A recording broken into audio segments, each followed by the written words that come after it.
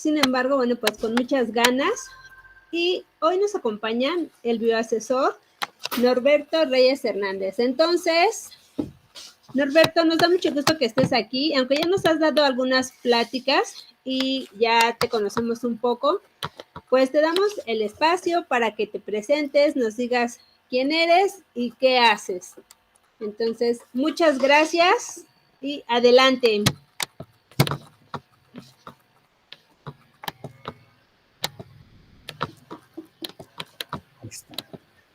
Hola, sí, ya algunas veces he tenido algunas pláticas con ustedes en algunas cosas de plantas, otras cosas de moluscos, cuando fue lo de los parásitos, pero en realidad pues no les he platicado qué es lo que yo hago o a qué es lo que me dedico.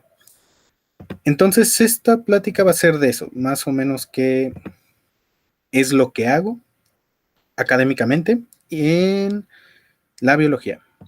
Entonces, permítanme, dejen que se comparta esto.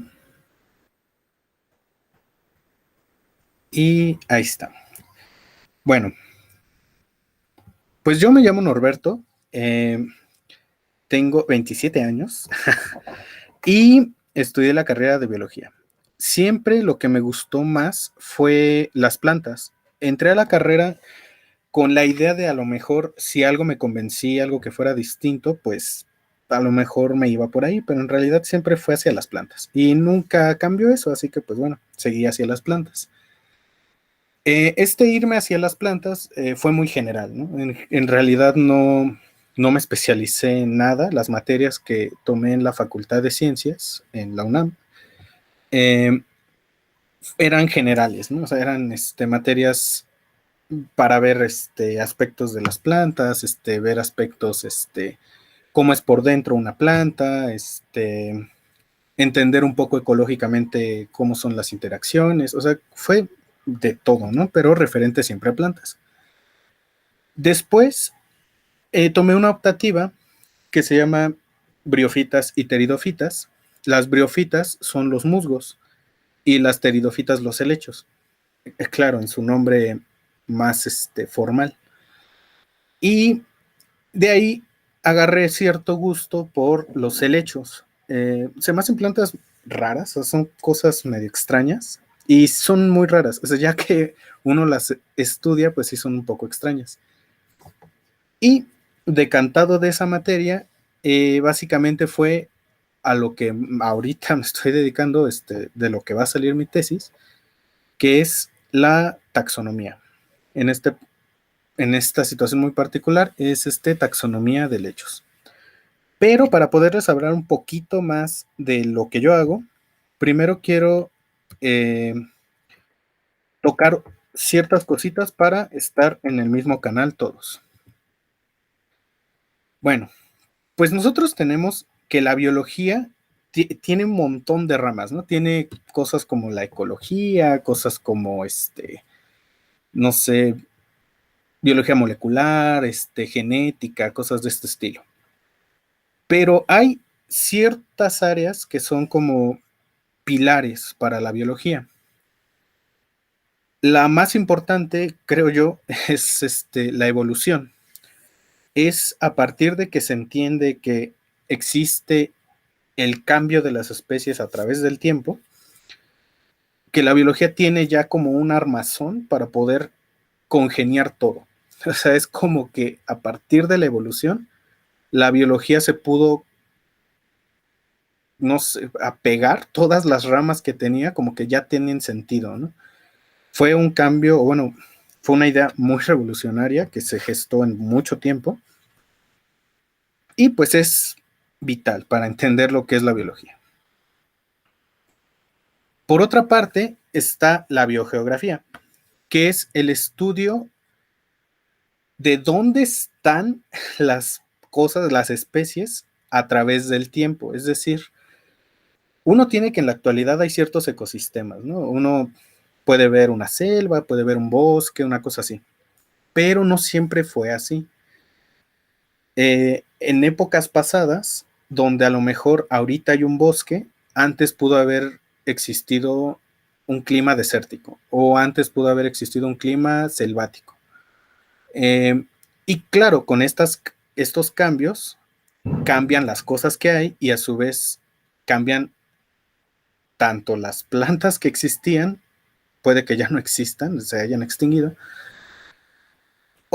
y los animales que existían. Entonces, esto va mucho de la mano igual de la evolución, o sea, cómo van cambiando las especies dependiendo dónde está uno situado, por decirlo así. Cuando antes existían dinosaurios, y después los dinosaurios, cómo fueron evolucionando sus especies en distintos lugares, ¿no? La biogeografía ve eso, dónde estaban estos animales, estas plantas en épocas pasadas. Claro, también estas dos, evolución y biogeografía, son cosas que pueden verse en tiempos gigantescos, en órdenes de millones de años, o pueden verse pequeño, ¿no? O sea, evolución que pasa a lo mejor muy rápido, ver cómo cambian poquito las especies, o biogeografía actualmente, ¿no? Dónde están ciertas plantas, dónde están ciertos animales. Depende también mucho cómo lo quiera ver uno, pero la idea de ambas es esa. Evolución, el cambio de las especies a través del tiempo. Biogeografía, el cambio de en dónde están las especies a través del tiempo. Otro de estos pilares importantes de la biología es la sistemática. La sistemática lo que estudia es la relación de parentesco entre los organismos. Es decir, la sistemática, digamos, de alguna manera, trata de encontrar cuáles fueron los ancestros en común de las especies y trata de encontrar métodos para validar estas ideas. Digamos, es la sistemática la que mediante ya actualmente son métodos genéticos, métodos con moléculas que hay en las células de los organismos, trata de dar una idea de qué pasó en la evolución de las especies, ¿no? Y por último, que es ya lo que como tal, yo más o menos me dedico un poco, es la taxonomía. Las tres ramas anteriores estudian especies, estudian grupos de especies, cosas de este estilo. Y la taxonomía es la que precisamente nombra, describe y de alguna manera clasifica a estas especies. También depende mucho. Hay gente que mete a la taxonomía junto con la sistemática porque se parecen mucho, pero en los detalles de qué es lo que hace cada una es diferente. Digamos que la taxonomía es solamente tratar, digo solamente, no es que sea tan fácil, pero es tratar de cuando uno encuentra algo en la naturaleza, una planta, un animal, ver si ya tiene un nombre científico y si no, ponérselo. Y a su vez, al ponérselo, meterlo junto a un sistema de clasificación, ahorita vemos qué es eso, para intentar ver los parentescos de esta especie con otras cosas. Por eso se parece mucho a la sistemática, pareciera que a lo mejor son similares, pero no, la sistemática es en tiempos, o bueno, en periodos enormes de tiempo. Estamos hablando de, por ejemplo, la sistemática es la que estudia propiamente quién fue el último ancestro en común que tuvimos con el chimpancé, los humanos. La taxonomía fue la que nombró al chimpancé y al humano como especies distintas, ¿no? Pero bueno, ahora sí vamos a hablar un poquito de qué es lo que hago, ya después de esta breve como para entender el papel de la taxonomía en la biología y con las cosas más importantes de la biología, que es evolución, biogeografía y sistemática. Ahora bien, la taxonomía lo que hace es clasificar. Es tan sencillo como a lo mejor ustedes en sus casas tienen en su gaveta de los ¿cómo se llama? De los tenedores, tienen a lo mejor los tenedores separados de los cuchillos y de las cucharas, pero todas están adentro de la gaveta porque son los que se usan para comer. Y en el mismo mueble, por ahí en otro pedazo, están quizá los platos, están ollas, porque son cosas que tienen parentesco, cosas afines. La taxonomía hace algo similar, pero con los seres vivos. Trata de ver las similitudes, casi siempre, bueno, antes de cosas moleculares, de análisis genéticos y de estas cosas, antes nada más era con lo físico, lo que veían en los animales. Ahora ya se apoyan de otras cosas, pero sigue siendo la misma idea, meter cosas en una caja y luego en otra caja. Aquí lo que vemos son 4 ejemplos. Y a la izquierda podemos ver lo que serían estas gavetas. Las gavetas fueron propuestas hace bastante tiempo por un señor que se llama Linneo. A Linneo se le ocurrió esta manera de organizar a los seres vivos. Y pues ha sido la más práctica y es la que se usa actualmente. Ha habido otras maneras de clasificar organismos, pero eran más engorrosas. Entonces, realmente Linneo fue brillante al proponer esta idea de organización. ¿Y qué es lo que estamos viendo? Pues básicamente son cajas que engloban. En la parte de hasta arriba vemos dominio. El dominio se refiere a cómo es la célula. En este caso, habla de eucariota porque somos, o bueno, son organismos que tienen núcleo y otras características, pero son eucariotas, tienen núcleo. Y de ahí, abajo, en reino, podemos ver cómo de los ejemplos hay reino animalia, los animales, y reino plantae, que serían las plantas. Esto sería como lo grandote, todo lo que abarca animales, todo lo que abarca plantas. Después, otra división abajo, está lo que, dependiendo, si es en animales, se le llama filo, filum, si es en plantas, es división. Porque esa es otra cosa. Los taxónomos, digamos, o sea, yo veo plantas y es lo único que veo. Yo no veo animales. Entonces, cada taxónomo, que es como se especializa, es los nombres que va a usar, son las cosas que va a usar. Pero bueno, aquí la idea es que división es para plantas, filo es para animales. Y lo que podemos ver son ya cosas diferentes. Primero dice cordado, el otro dice artrópodo, los otros dos dicen magnoliofita. Cordado hace referencia básicamente a que tiene una vértebra, en términos simples. Artrópodo a que pues es como una cosa con patas articuladas. Pensemos en una araña, una cosa así, un cangrejo. Magnoliofita, básicamente a que tiene flores. Es lo único que se refiere. Ya de ahí, conforme uno va bajando, digamos, las cosas que van metiendo ahí son cada vez más detalladas, son cada vez más especializadas de alguna manera. Por ejemplo, vamos a centrarnos ahora solo en el primer ejemplo, el de que está en color naranja. Ahora lo que sigue, después de cordado, lo que se llama clase, es que es un mamífero.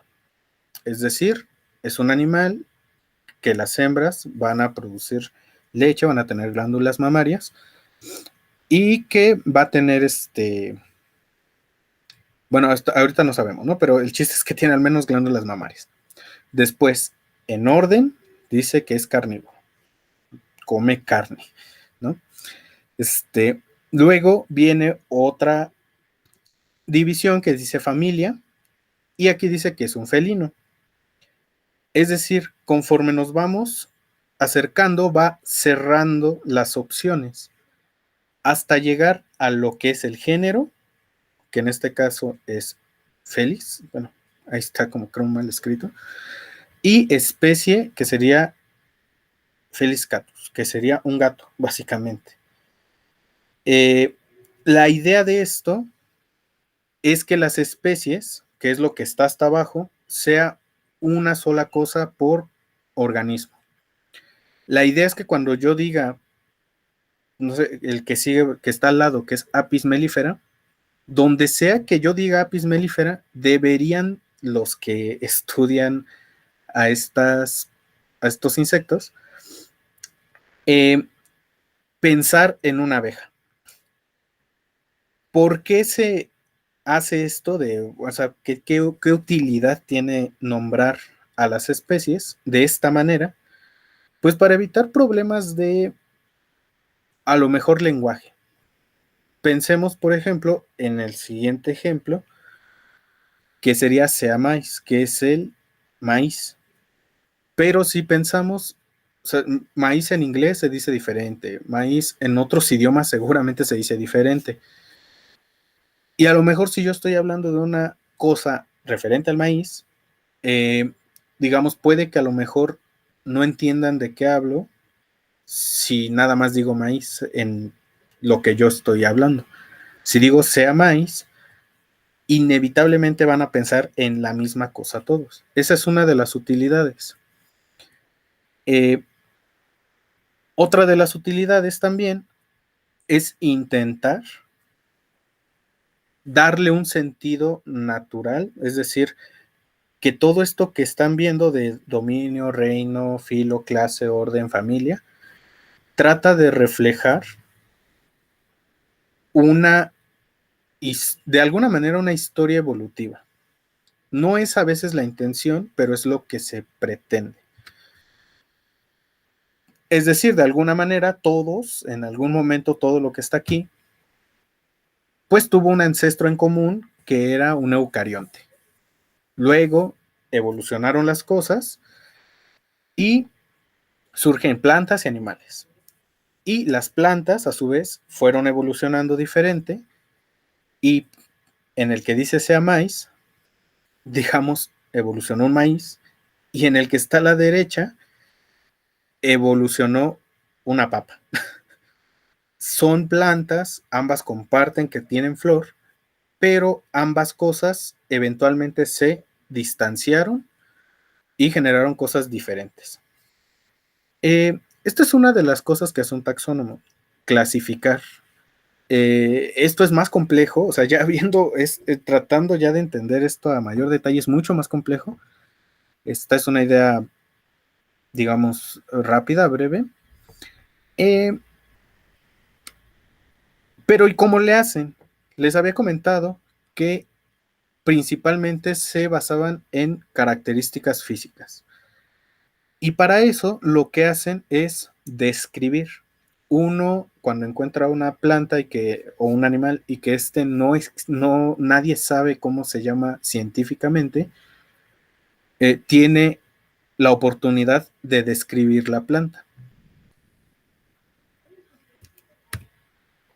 Para eso, les pongo este ejemplo, que es un cactus. Esa cosa rara que ven ahí es un cactus.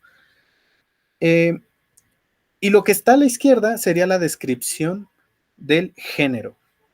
Están proponiendo un género nuevo. Y no se estresen, esta cosa está escrita en latín. Eso es otra cosa importante.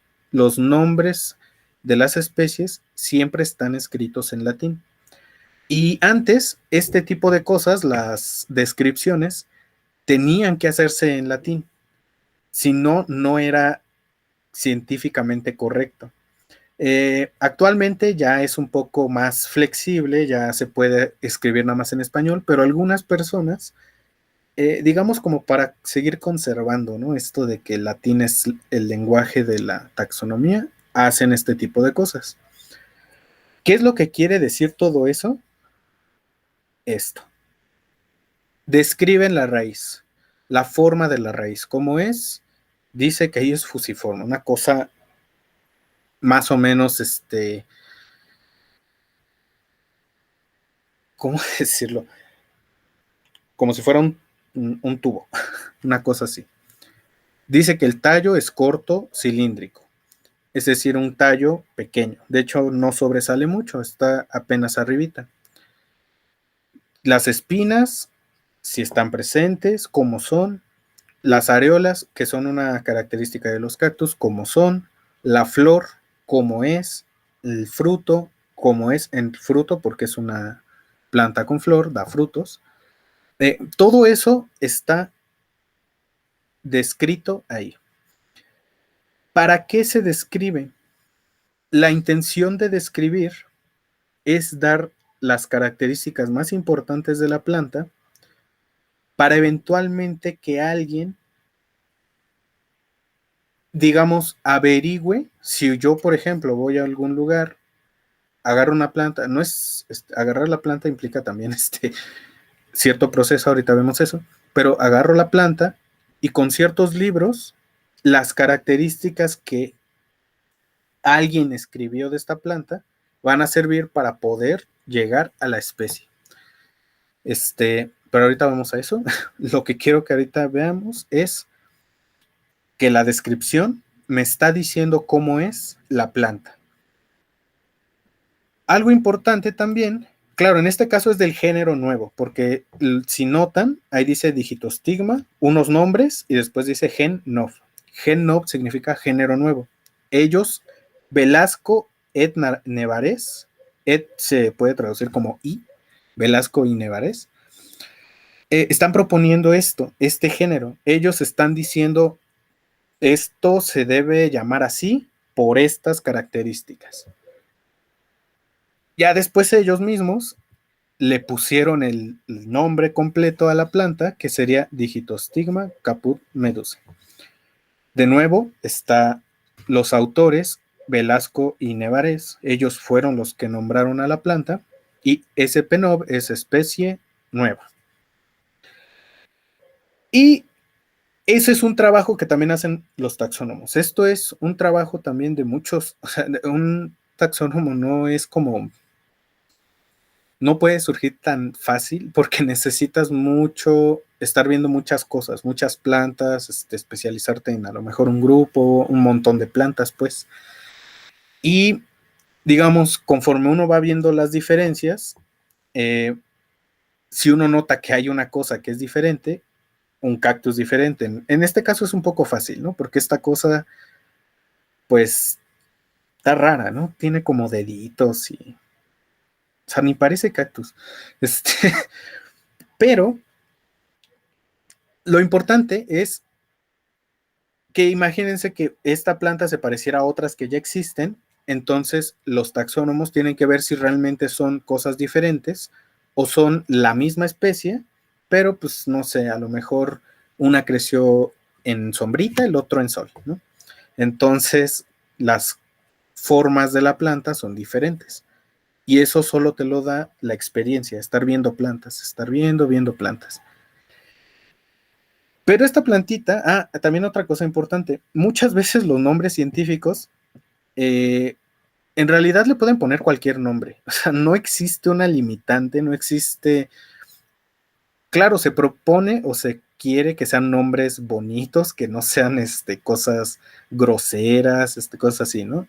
Pero en realidad puedes poner el nombre que se te ocurra. Aquí lo que le pusieron estas personas fue digitostigma.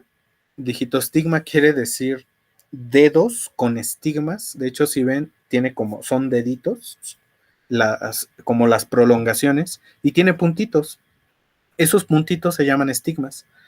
Entonces, por eso se llama digitostigma. Y el caput meduse básicamente hace alusión a cabeza de medusa. Los autores o los que nombraron a la planta, los que le pusieron el nombre, pues se les afigura a una medusa. Es así, si saben de la mitología griega, Medusa tiene como serpientes en la cabeza. Y para ellos esto se parece a eso, ¿no? Entonces por eso le pusieron cabeza de Medusa en latín. Y esa es una de las condiciones. Todos los nombres científicos van en latín. Le puedes poner lo que sea, pero tienes que volverlo latín. Entonces ahí a veces los taxónomos están en estrecha comunicación con gente que sabe latín para que, digamos, haga las traducciones al latín. Pero, digamos, esta planta fue descubierta en el 2001, 2002, si no mal recuerdo. Y después alguien se dio cuenta que la flor se parecía mucho a las flores de otro grupo. Es decir, esta planta estaba como relacionada con otras cosas. Entonces, este otro señor propuso un nombre nuevo. Y es el nombre que actualmente tiene la planta, que es Astrophytum caput medusae. Ese cambio de que antes era Digitostigma y ahorita Astrophytum, lo que nos dice o lo que trata de reflejar es lo que les comentaba hace ratito, de que los nombres o la clasificación trata de que sea o trata de ubicar a las cosas, a los organismos, a las plantas, como lo más relacionado que se pueda, lo mejor que se pueda relacionar, ¿no? Al cambiar esto a Astrophytum, quiere decir que está englobada dentro del género Astrophytum, dentro de plantas que se parece mucho la flor, y de hecho algunas personas ya con las flores de estas especies puedes obtener híbridos. Entonces, muchos piensan que está bien así. Pero como los que hicieron primero el nombre fueron Velasco y Nevares, se les respeta el esfuerzo, por eso siguen apareciendo ahí. Pero ya entre paréntesis, ellos primero la encontraron y después D.R. Hunt, otra persona, fue la que dijo, no, pues esto se parece más a un Astrophytum, métanlo ahí, ¿no? Y actualmente está así. Entonces, en el nombre científico de una planta, podemos ver la historia de cambios, es decir, podemos ver cuánto se han peleado los taxónomos por nombrar una planta. Este es un ejemplo fácil, no es tan complejo porque es una planta reciente y aparte es una planta bien obvia. O sea, esta cosa, si a lo mejor la vuelven a ver en algún lado, en algún vivero, esto es una planta de ornato muy, muy preciada, es muy codiciada de alguna manera. La van a ubicar luego, luego. O sea, esta cosa no se parece a otras, ¿no? Es muy, muy, muy notoria. Pero digamos, hay plantas que no es tan fácil. Hay plantas que cuando uno ve los cambios de nombre que ha tenido, mientras más cambios tenga, quiere decir que la planta es un desastre. Tiene mucha variación, en algunos lugares a lo mejor es un poquito diferente. Entonces, hablo de plantas porque es de lo que yo me dedico, pero esto también pasa en animales, esto también pasa en otras cosas, ¿no? Hongos, bacterias y así. Pero bueno, ya este es el nombre de la planta y ahora ya podemos pasar a la siguiente parte de lo que hace un taxónomo. Lo primero que hacen, clasificar. Otra, describir y nombrar. Y otra es averiguar las especies. ¿Cómo se averiguan las especies? Es una tarea un tanto tediosa a veces, pero digamos, es de paciencia. Lo que primero uno tiene que hacer es una colecta, es decir, es ir a agarrar plantas a algún lugar. Se agarran partes que sean importantes de la planta, partes que tengan estructuras reproductoras, un pedazo de raíz, claro, si es un árbol, pensemos, es un árbol de 2 metros, 3, pues a lo mejor nomás agarras una ramita, pero anotas, ¿no? En una libreta que era un árbol de 2 metros. Ya ahorita pues hay cámaras, entonces tomar foto de lo que estás agarrando. También se tienen que tomar datos como las coordenadas, dónde estaba la planta, si estaba viviendo en la tierra, si estaba viviendo arriba de una piedra, datos, ahora sí que lo que más se pueda, ¿no? Si estaba muy húmedo el lugar donde lo encontramos, si era un lugar muy seco, la fecha, la altura, todos los datos sirven. Tipo incluso de tierra, o sea, no es lo mismo que estés en una tierra de lodito a que estés en una tierra, no sé, donde hay mucho pasto, ¿no? La tierra es diferente. Esos datos sirven. Y después se meten en lo que se conoce como una prensa, lo que está a la derecha. En la prensa se meten las plantas, adentro, en este caso usamos ¿cómo se llama eso? Ay, el papel de las tortillas, ¿cómo se llama? Estraza. Destraza. Estraza. Estraza, metimos ahí las plantas y el papel de estraza lo que va a favorecer es que se sequen las plantas. ¿Para qué queremos que se sequen? Para poder manejarlas después en un laboratorio. Esto también tiene que ver mucho de, o sea, saber acomodar la plantita, porque pues a veces las plantas son, o sea, tienen volumen, ¿no? Son como cosas, no son planas. Entonces esto también es con cuidado, con calma, estarlo ahí acomodando. Y después todo eso se aplasta. Si las plantas que uno está metiendo ahí tienen mucha agua, se tienen que meter a un horno. En este caso que fueron helechos, pues realmente son plantas que si bien tienen agua, digamos, no es como un cactus, que si uno corta un cactus, adentro está relleno de agua. Estos no, estos están bastante más secos. Entonces, estos no es muy, lo mejor es que sí, se meta a un horno para que, si incluso estas cosas tienen un hongo o traen algo que pudiera, infectar otras plantas, se muere en el horno. Eh, Estos hornos, digamos, no son como los de cocina, no son como los de las casas, son especiales para plantas, mantienen un calor más o menos bajito, pero constante, y secan las plantas con calma. ¿Y después qué es lo que se hace? Después con libros, de hecho ahí en la imagen de la derecha arriba, pueden ver, eso es como yo trabajaba, o sea, con libros, los libros lo que te van diciendo es una como guía, un camino a seguir para llegar a la especie de la planta que tú tienes. ¿Cómo es ese camino? Se le llama claves dicotómicas. Tiene pelos, no tiene pelos. Es una planta pequeña, es una planta grande. A o B. Y ya uno va, no, pues si la planta está pequeña, entonces vete por acá. No, si la planta tiene pelos, no, vete por acá. Y así, digamos, con esas claves, uno va poco a poco llegando a lo que es la especie. Para eso también es necesario tener o contar con un microscopio para poder ver a detalle las plantas. De hecho, aquí les muestro 3 ejemplos de plantas que vistas al microscopio se ven totalmente distintas, ¿no? La de en medio se ve como más o menos lustrosa, se ve lisita, pero es súper chiquita. Esa planta es muy, muy chiquita. Digamos, lo grueso han de ser unos 4 milímetros. Ya estoy exagerando, yo creo. O sea, son muy, muy chiquitas. Contrario a, por ejemplo, la planta de la izquierda, que abajo, la parte más gruesa, fácil, son como 1,5 centímetros. Eso es una planta bastante grande. Y de nuevo, las diferencias. La de en medio, no, o sea, nada más se ve verde y así, pero si logran ver a detalle, en el centro hay una bolita blanca.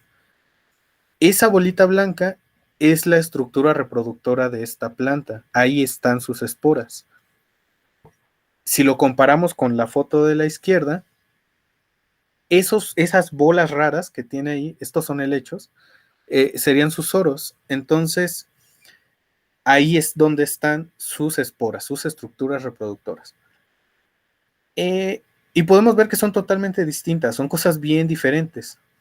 Y si lo comparamos de nuevo con la planta de la derecha, para empezar, tiene como muchos pelitos, o sea, pueden notar que es como si fuera una cosa como con pelos, o sea, se ve rara, se ve una cosa así peluda.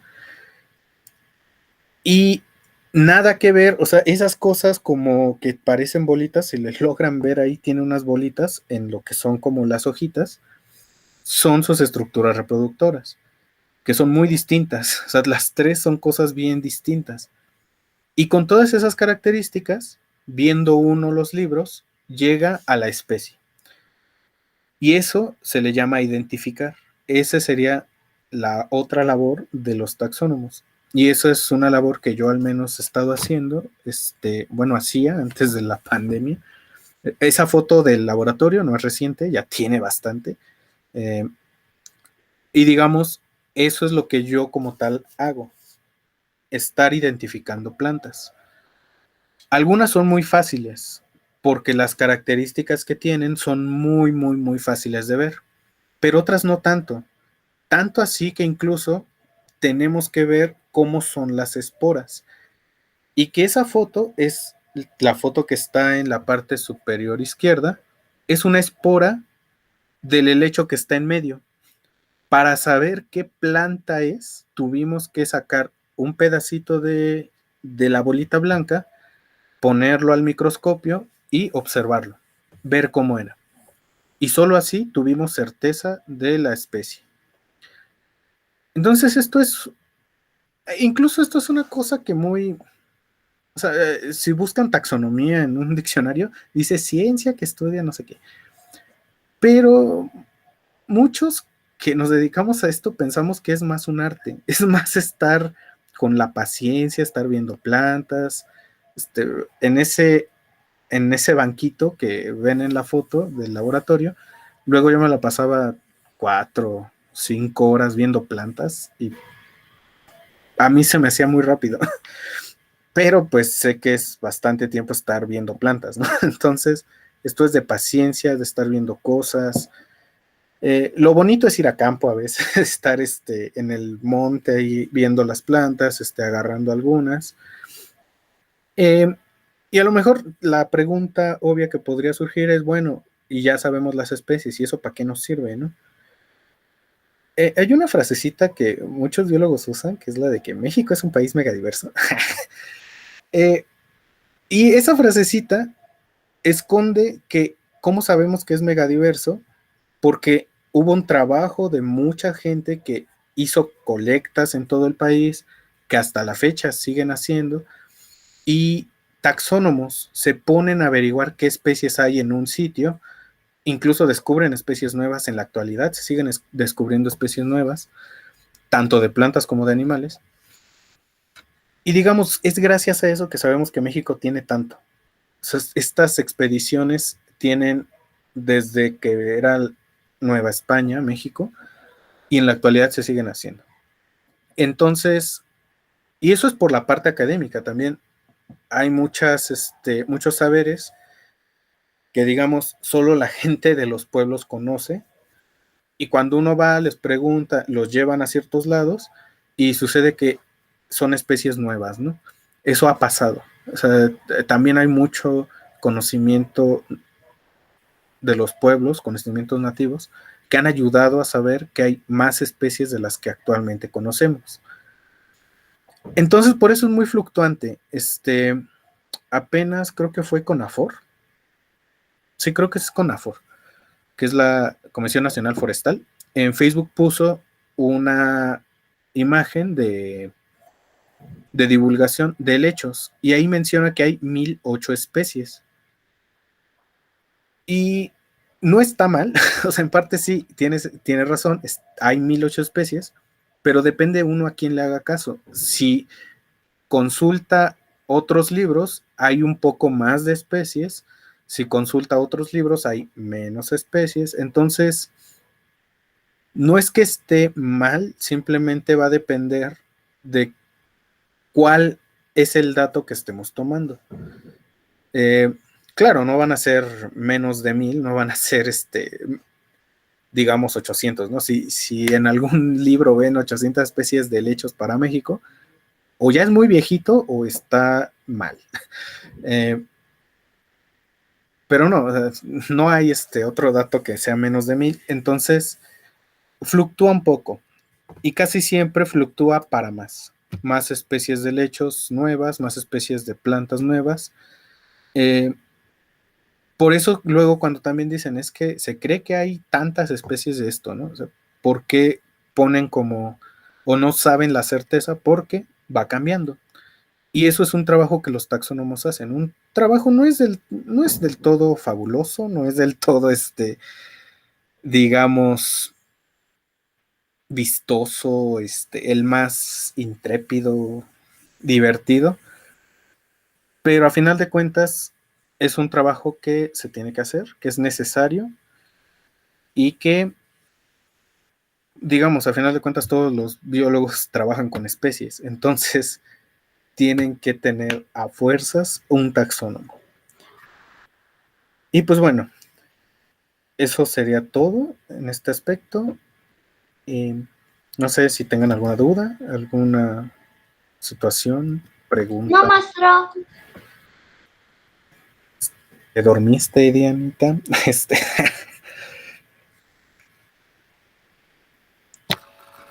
No, Dianita está bien atenta siempre. Ay, qué bueno. Bueno, en mi caso yo quiero felicitarte. Nos gustó mucho tu exposición. Fuiste muy claro. Te mandan saludos y bueno, por aquí dice, no lo alcanza a ver. Pero bueno, pues muy interesante. Felicidades por tu trabajo, Norberto. Y bueno, pues dices que tal vez no es el más interesante, pero bueno, andar en el campo creo que sí es bien interesante y sí es bien cansado y sí es bien intrépido porque a veces puede hacer, o puede ser un día súper soleado, súper caluroso y en otras ocasiones pues de repente y así de la nada te agarra la lluvia pero intensamente o a veces tienes que andar haciendo pues sí, las búsquedas en los lugares más recónditos, abajo de las de las rocas, pues, o hay andarse casi brincando por por colectar, pues sí, una parte de la planta. Entonces, creo que sí es bastante intrépido. Sí, lo bonito es campo. O sea, esa es la realidad. Lo bonito es salir al campo y agarrar las plantas. De hecho, como lo comenta, lo que yo hago tiene que ver con mi trabajo de tesis. Y cuando o sea, fui yo 2 veces. La primera, todo el día estuvo lloviendo, fue en Cuetzalan. Entonces, todo el día lloviendo, todo el día agua en todos lados. Jamás creí que me fuera a mojar tanto en mi vida. Este, o sea, se siente raro, o sea, estar todo mojado, es como bien impresionante. Y sí, también algunas plantas están arriba de los árboles, entonces para agarrarlas uno tiene que o treparse directamente al árbol o pedirle ayuda a compañeros como de, oye, pues súbeme, ¿no? Y ya, claro, agarrábamos al que pesaba menos, ¿no? Porque a mí no me suben, pero el que pesa menos va para arriba, ¿no? Y agarrar bien la planta, agarrar lo importante para poder identificarla. Sí, o sea, lo bonito es campo. Ya después en el laboratorio, pues ya es más tranquilo todo. Y pues sí, así es esto, ¿no? Y bueno, también como dices, bueno, sí, ya en el laboratorio son otras condiciones, pero que finalmente también es, dicen por ahí, ¿no? La ciencia es de paciencia, entonces tienes que ser cuidadoso, meticuloso, pues sí, tratar de ser paciente para que no te desesperes y digas, ah, ya, esta es especie, quién sabe qué, ¿no? Ya me cansé, entonces ya es lo que sea. Sino que, bueno, pues sí tienes que ser muy cuidadoso con lo que haces y describes. Sí, de hecho eso, o sea, el ejemplo que les puse es una cosa que es muy fácil de ver. O sea, yo creo que si en algún momento llegan a ver esa planta, quizá no se acuerden del nombre, pero se van a acordar que es un cactus. Y el punto es que hay plantas que se parecen tanto, que de hecho se les llama especies, o bueno, complejos, porque son cosas que se parecen tanto, que es como son la misma cosa, son cosas diferentes. Y pues a veces ahí también está mucho incluso el debate filosófico, ¿no? Entre si existen las especies o no. O sea, como es que realmente no estás viendo un continuo evolutivo, estás viendo, o sea, no sé, a lo mejor la planta que agarraste pudiera ser, producto de una hibridación, o sea, cosas raras. Las plantas hacen cosas muy raras, también eso es otra. A veces se hibridan entre ellas, no sé, cosas raras. Entonces, sí, a veces uno está viendo una planta, sí me pasó que una planta la estuve viendo como 3 días y no llegaba, no llegaba. Este, llegué ya después de bastante tiempo, pero digamos me costó mucho, ¿no? Porque también esa es otra, también saber, digamos, yo les comenté que planta grande, planta chica, pero ya las claves es como de no sé, tricomas de tal forma, no sé qué, y uno, pues, ay, ¿eso qué es, no? Y hay diccionarios para ver qué es eso en particular. Y pues lo ves y tú dices si es, no es, o sea, y también necesitas buen ojo para estar viendo las plantas, que las características sean. Es de mucha paciencia, es de mucha, mucha paciencia, y tolerancia a la frustración, averiguar qué especies estás viendo. Muy bien. Otra cosa que, bueno, estoy escuchando que realizas colectas. Y en este caso, bueno, pues las colectas, digamos, son eh, dirigidas por algún, tal vez algún investigador, algún profesor. Y los profesores, bueno, lo que quería mencionar aquí, que pues estos profesores tienen un permiso de colecta.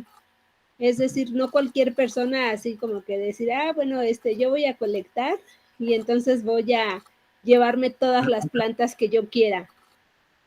¿Nos puedes platicar un poquito sobre esto? Sí, en efecto, se necesita un permiso de colecta. Este permiso de colecta se tramita a Semarnat.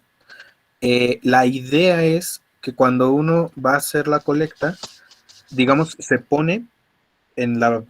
Es un formato, esto es un formato que existe, y se pone lo que uno va a colectar, o bueno, lo que uno espera colectar, porque también esa es otra. A veces uno encuentra cosas que no estaban, pero esto se puede modificar, ¿no? O sea, son papeles que son modificables a posterior, pero inicialmente, como comenté, ya existen trabajos hechos, ¿no? O sea, uno cuando va a algún lugar, es casi imposible que no exista ya actualmente como un texto que te diga puedes encontrar esto. Entonces, si uno va a un lugar que es cerca de ahí, eh, es probable que encuentre esas cosas que dice el libro. Entonces tú en el permiso pones, no, pues vamos a colectar esto, esto y esto, ¿no? Este, Se tramita, te dan, bueno, casi siempre te dan luz verde, te dicen que sí, entonces ya, vas. Y a veces se encuentran más cosas, entonces nada más se corrige, ¿no? ¿Sabes qué? Encontré esto más, entonces se corrige y ya. Y esto es importante, lo de los permisos de colecta. A lo mejor con los helechos pudiera no ser tan obvio porque, digamos, no son plantas que hay en peligro de extinción, algunas, sobre todo los helechos arborescentes, es decir, helechos que tienen apariencia de árbol. Eh, pero esto es más obvio, por ejemplo, en el grupo de los cactus. El ejemplo que les puse es de una plantita que aparentemente solo existía en un sitio muy reducido, es decir, en un lugar muy pequeño, o sea, se encontró casi casi de chiripa, y aparentemente en la actualidad, no me acuerdo qué dependencia del gobierno estaba haciendo una obra ahí, entonces estaban básicamente rompiendo el hábitat de la planta. Y el detalle es que ese cactus está en peligro de extinción. Entonces, si digo, va a ser imposible que te encuentres el cactus que yo les mostré en la naturaleza, pero digamos, muchos de los cactus que hay en México están en peligro de extinción. Entonces, por lo mismo, es muy preferible que, digo, si vas a hacer una colecta ya en forma, pues bueno, haces el permiso, ¿no? Y en este caso, que sí son cosas que están dentro de una norma que es la NOM 059-2010, si no mal recuerdo, no, sí es la 059 de perdida. eh, en esa lista están todas las plantas en peligro de extinción. Entonces, si vas a colectar algo en peligro de extinción, tienes que justificar muy bien por qué lo vas a agarrar. Eh, entonces, muchas veces lo que también se hace es hacer fotocolectas. No vas a colectar la planta, le vas a tomar foto desde varios ángulos, dónde está y así, para obtener la mayor información posible, y capturas las coordenadas. Entonces, al menos ya tienes la información ligada a un lugar geográfico, a un punto en el espacio, y información, bueno, sí, información visible, ¿no? Imágenes que te muestran que ahí están. Y muchas veces esto ya no es necesario, como, o sea, digamos, existe una red que se llama Naturalista, que es una red de gente, esto no es propiamente de taxónomos, pero digamos que pueden subir las fotos de sus plantas y muchas veces mucha gente ahí les ayuda, les dice, no, pues, ¿sabes qué? Tu planta se llama así, ¿no? Y entre todos se va haciendo como una colecta digital, ¿no? O sea, no es como tal. Que aún así tengo entendido que también para colectas de ese estilo necesitas permiso, pero digamos, no es tan invasivo como llevarte la planta. Eh, y eso en el caso de los cactus. En el caso, por ejemplo, de algunas plantas con flor, y sobre todo pensando en estados como Oaxaca, en alguna de las sierras de Oaxaca, eh, luego uno no sabe si lo que está agarrando pudiera o no solamente estar ahí. Y digo Oaxaca porque en Oaxaca hay muchos lugares en los que en sitios muy pequeños existen solamente ahí ciertas cosas. Entonces, los permisos son importantes para eso, para que precisamente tampoco se esté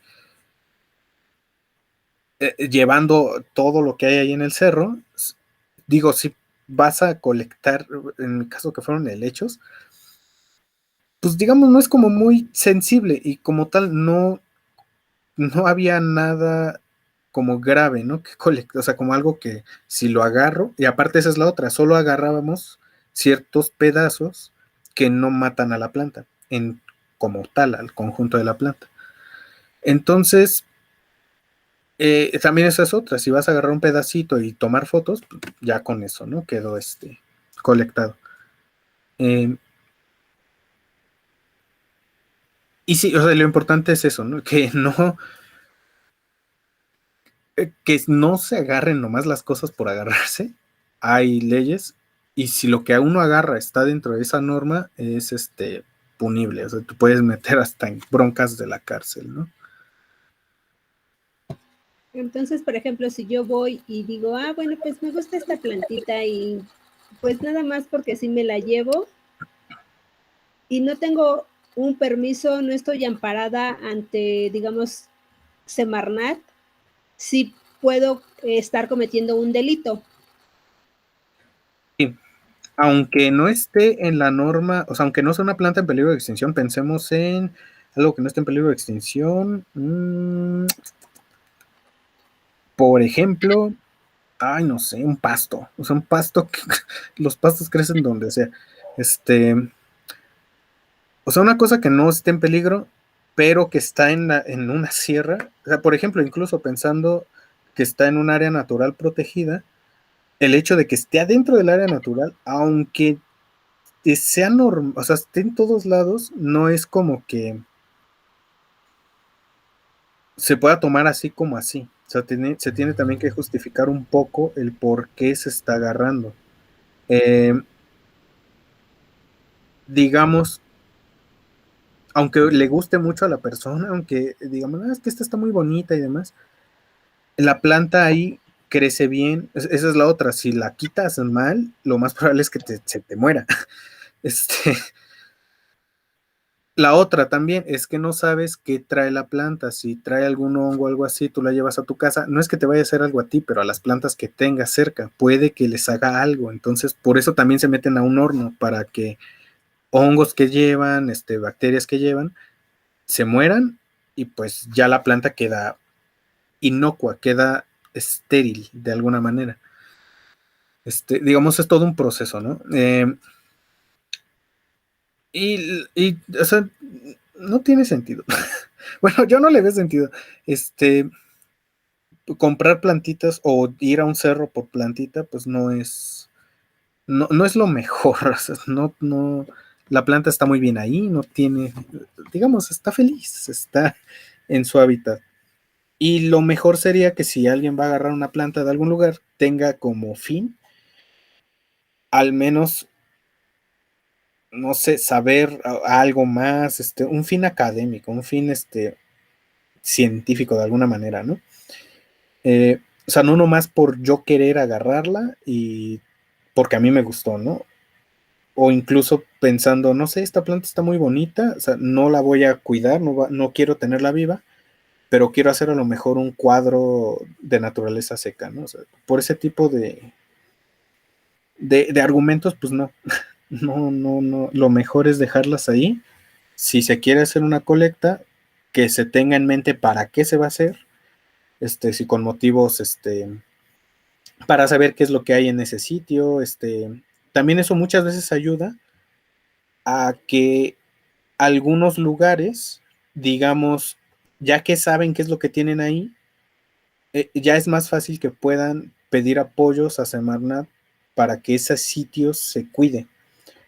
Si el sitio en el que se hizo la colecta hay muchísimas plantas, muchísimas especies diferentes, hay mucha variedad, pues es un lugar que se debería cuidar. Entonces, con ese tipo de cosas se pueden meter papeles a Semarnat para, oigan, miren, encontré esto, o sea, y sobre todo pensando en campo, bueno, pues en provincia, fuera en otros lados, muchos de las montañas, bueno, de los cerros, los usan para pastoreo.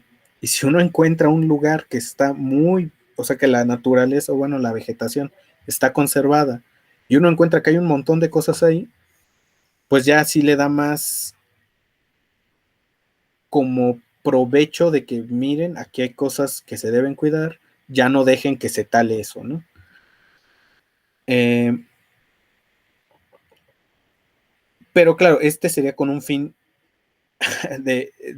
pues a posterior, ¿no? Y también con todo un montón de cosas que esto puede ayudarnos a saber las especies de un lugar y promover que se conserven estos lugares como sitios pues sí, de protección a la naturaleza. Permite que, pues, si es en una montaña alta, se siga manteniendo cierto equilibrio hídrico, es decir, que estos lugares sean húmedos, que estos lugares sean como captadores de agua, es decir, de un estudio de qué es lo que hay en algún lugar, de un estudio taxonómico de ese estilo, ayuda a dar una idea de el estado del lugar, qué tan bien conservado está, y a posterior, si lo conservamos, esto nos ayuda a un montón de cosas, ¿no? Entonces es como una cadenita.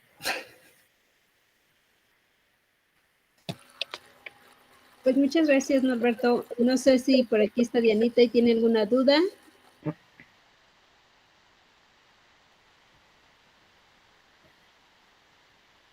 Y pues parece que no. No, maestra, no tengo ¿No? ninguna duda. Bueno, de cualquier manera, nos parece bastante interesante tu trabajo. Sí me parece divertido. Y que además, como dices, bueno, pues a todos, absolutamente a todos nos sirve. Tal vez no todos nos dedicamos a la taxonomía, pero pues todos nos referimos a alguna especie. Entonces, el trabajo que hacen los taxónomos es más que necesario, pues para comprender la diversidad que hay de vida, no solo en México, sino en el mundo. Entonces, muchísimas gracias, Norberto. Mandamos muchos aplausos desde aquí. Acá está la porra atrás. No, pues muchas gracias. Te envían saludos aquí los biociencitos que están haciendo sus postres según ellos. ¡Bravo! Y bueno, por allá también. Entonces, pues muchísimas gracias. Es un gusto compartir, que nos podamos conocer más sobre lo que hacen ustedes los biólogos. Y pues espero que en otra ocasión nos sigas compartiendo mucho más de tu trabajo. Muchísimas gracias. Muchas gracias a todos los que pues nos siguieron en las redes sociales. Muchas gracias, Dianita. Por ahí anda también Mus. Entonces, muchísimas gracias. Nos vemos la siguiente ocasión. Entonces vamos a tener, ahorita ya no está, pero también vamos a tener a la bioasesora Angélica, Marcel, Gerardo y otras bioasesoras que se han estado incorporando. Nadia, entonces bueno, pues síganos para que conozcan más sobre qué hacen todos estos estudiantes o egresados de distintas carreras del área científica. ¿Mande? ¿Ahorita qué haremos? ¿O ya nos Ahorita- saldremos? Ahorita, espérame un momentito. Mientras, bueno, pues nos despedimos y nos desconectamos de Facebook. Muchísimas gracias. Muchas gracias por su atención. Nos veremos próximamente. Muchas gracias, Norberto. Muchas gracias, Perla, por dejarme hablar de mis plantas. No, pues